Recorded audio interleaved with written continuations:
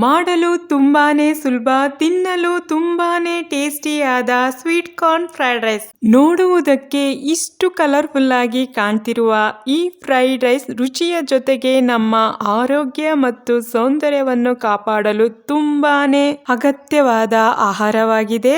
ಅದು ಹೇಗೆ ಅಂತ ತಿಳ್ಕೋಬೇಕಾದ್ರೆ ಎಲ್ಲರೂ ವಿಡಿಯೋನ ಸ್ಕಿಪ್ ಮಾಡದೆ ಕೊನೆಯವರೆಗೂ ನೋಡಿ. Welcome to my channel.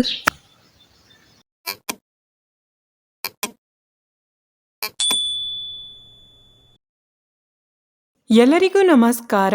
ಈ ದಿನ ನಾವು ತುಂಬಾನೇ ಸುಲಭ ವಿಧಾನದಲ್ಲಿ ರುಚಿಯ ಜೊತೆಗೆ ಆರೋಗ್ಯಕರವಾದ ಸ್ವೀಟ್ ಕಾರ್ನ್ ಫ್ರೈಡ್ ರೈಸ್ ಹೇಗ್ ಮಾಡೋದು ಎಂಬುದನ್ನ ಈ ವಿಡಿಯೋದಲ್ಲಿ ನೋಡೋಣ.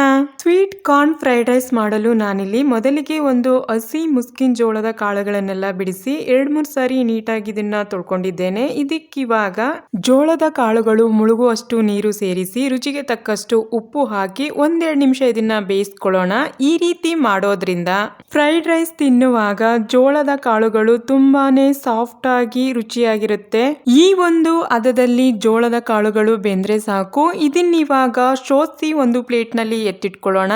ಒಂದು ಬಿಸಿಯಾದ ಬಾಣಲಿಗೆ ಸ್ವಲ್ಪ ಕುಕ್ಕಿಂಗ್ ಆಯಿಲ್ ಹಾಕಿ, ಕುಕ್ಕಿಂಗ್ ಆಯಿಲ್ ಬಿಸಿಯಾದ ನಂತರ ನಾನಿಲ್ಲಿ ನೀಳವಾಗಿ ಹಚ್ಚಿದ 1 ಬಟ್ಟಲಷ್ಟು ಈರುಳ್ಳಿಯನ್ನ ಹಾಕಿ ಒಂದ್ಸರಿ ಎಲ್ಲವನ್ನು ಚೆನ್ನಾಗಿ ಮಿಕ್ಸ್ ಮಾಡಿ 4-5 ನೀಳವಾಗಿ ಹಚ್ಚಿದ ಹಸಿಮೆಣಸಿನಕಾಯಿನ ಹಾಕಿ ಸ್ವಲ್ಪ ಫ್ರೈ ಆದ ನಂತರ 1 ಬಟ್ಟಲಷ್ಟು ಫ್ರೆಶ್ ಆಗಿರುವಂತಹ ಶುಂಠಿ ಬೆಳ್ಳುಳ್ಳಿ ಪೇಸ್ಟ್ ಅನ್ನ ಹಾಕಿ ಹಸಿ ವಾಸನೆ ಹೋಗೋವರೆಗೂ ಚೆನ್ನಾಗಿ ಫ್ರೈ ಮಾಡಿದ ನಂತರ ನಾನಿಲ್ಲಿ 1 ಬಟ್ಟಲಷ್ಟು ಸಣ್ಣದಾಗಿ ಹಚ್ಚಿದ ಟೊಮೊಟೊವನ್ನ ಹಾಕಿ 1-2 ನಿಮಿಷ ಫ್ರೈ ಆದ ನಂತರ ಈ ರೀತಿ ಡೈಮಂಡ್ ಶೇಪ್ ನಲ್ಲಿ ಕಟ್ ಮಾಡಿರುವಂತಹ 1 ಬಟ್ಟಲಷ್ಟು ಬೀನ್ಸ್ ಅನ್ನ ಹಾಕಿ ಒಂದ್ಸಾರಿ ಮಿಕ್ಸ್ ಮಾಡಿ 1 ಬಟ್ಟಲು ಈ ರೀತಿ ಕಟ್ ಮಾಡಿರುವಂತಹ ಕ್ಯಾರೆಟ್ ಅನ್ನ ಹಾಕೊಳ್ತಾ ಇದ್ದೇನೆ. ನೀವು ನಿಮ್ಗೆ ಯಾವ ರೀತಿ ಬೇಕೋ ಆ ರೀತಿ ತರಕಾರಿನ ಕಟ್ ಮಾಡಿ ಹಾಕೊಳ್ಳಿ. ಒಂದ್ಸಾರಿ ಚೆನ್ನಾಗಿ ಮಿಕ್ಸ್ ಮಾಡಿ ನಾನಿಲ್ಲಿ ತರಕಾರಿ ಬೇಗ ಬೇಯೋದಕ್ಕೋಸ್ಕರ 2 ಟೇಬಲ್ ಸ್ಪೂನ್ ಅಷ್ಟು ಉಪ್ಪನ್ನ ಹಾಕಿ ಎಲ್ಲವನ್ನು ಒಂದ್ಸಾರಿ ಚೆನ್ನಾಗಿ ಮಿಕ್ಸ್ ಮಾಡಿ ತರಕಾರಿ ಬೇಯೋದಕ್ಕೋಸ್ಕರ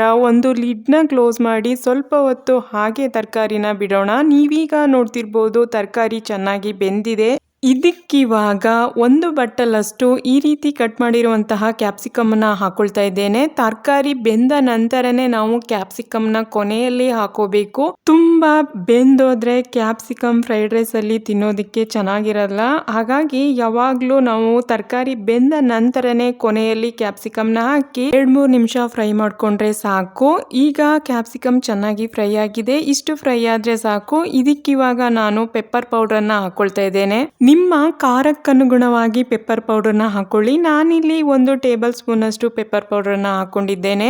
ನಾವು ತಿನ್ನುವಂತಹ ಆಹಾರ ರುಚಿಯ ಜೊತೆಗೆ ಆರೋಗ್ಯಕರವಾಗಿಯೂ ಸಹ ಇರಬೇಕು. ಹಾಗಾಗಿ ನಾನಿಲ್ಲಿ ಚಿಲ್ಲಿ ಸಾಸ್, ಸೋಯಾ ಸಾಸ್, ಯಾವುದೇ ಮಸಾಲೆ ಪೌಡರ್ ಗಳನ್ನ ನಾನಿಲ್ಲಿ ಬಳಸ್ತಾ ಇಲ್ಲ.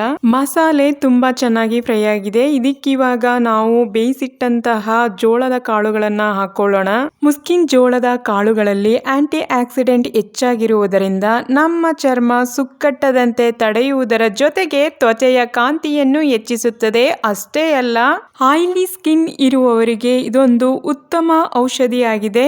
ಇದು ಕಡಿಮೆ ಕ್ಯಾಲೋರಿ ಇರುವ ಆಹಾರವಾಗಿದ್ದು ನಮ್ಮ ದೇಹದಲ್ಲಿರುವ ಫ್ಯಾಟ್ ಅಥವಾ ಕೊಬ್ಬನ್ನು ಕರಗಿಸುವುದರ ಜೊತೆಗೆ ದೇಹದಲ್ಲಿ ಇರುವಂತಹ ಅನವಶ್ಯಕ ಕೊಬ್ಬನ್ನ ಹೊರಹಾಕುವುದರ ಜೊತೆಗೆ ರೋಗ ನಿರೋಧಕ ಶಕ್ತಿಯನ್ನು ಹೆಚ್ಚಿಸುತ್ತದೆ. ಇಷ್ಟೇ ಅಲ್ಲ, ಹೇಳ್ತಾ ಹೋದ್ರೆ ತುಂಬಾನೇ ಹೆಲ್ತ್ ಬೆನಿಫಿಟ್ ಇದೆ. ನಮ್ಮ ದಿನನಿತ್ಯದ ಆಹಾರದಲ್ಲಿ ಮುಸ್ಕಿನ್ ಜೋಳ ಅಗತ್ಯವಾದ ಆಹಾರವಾಗಿದ್ದು ನೀವೀಗ ನೋಡ್ತಿರ್ಬೋದು ಮಸಾಲೆ ಜೊತೆ ಮುಸ್ಕಿನ್ ಜೋಳದ ಕಾಳುಗಳು ಚೆನ್ನಾಗಿ ಫ್ರೈ ಆಗಿದೆ.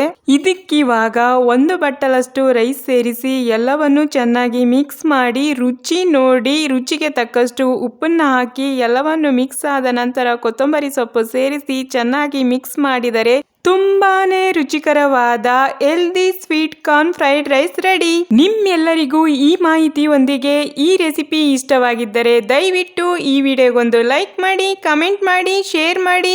ಇನ್ನು ಯಾರೆಲ್ಲ ನನ್ನ ಚಾನೆಲ್ನ ಸಬ್ಸ್ಕ್ರೈಬ್ ಮಾಡದೆ ಹಾಗೆ ನೋಡ್ತಾ ಇದ್ದೀರೋ ದಯವಿಟ್ಟು ನನ್ನ ಚಾನೆಲ್ನ ಸಬ್ಸ್ಕ್ರೈಬ್ ಮಾಡಿ, ಬೆಲ್ ಐಕಾನ್ನ ಕ್ಲಿಕ್ ಮಾಡಿ, ಅಲ್ಲಿ ಆಲ್ ಅನ್ನೋ ನೋಟಿಫಿಕೇಶನ್ ನ ಓಕೆ ಮಾಡಿ ಅಂತ ಹೇಳ್ತಾ ಇಲ್ಲಿಗೆ ಈ ವಿಡಿಯೋನ ಮುಗಿಸ್ತಾ ಇದ್ದೇನೆ. ಎಲ್ಲರಿಗೂ ಧನ್ಯವಾದಗಳು.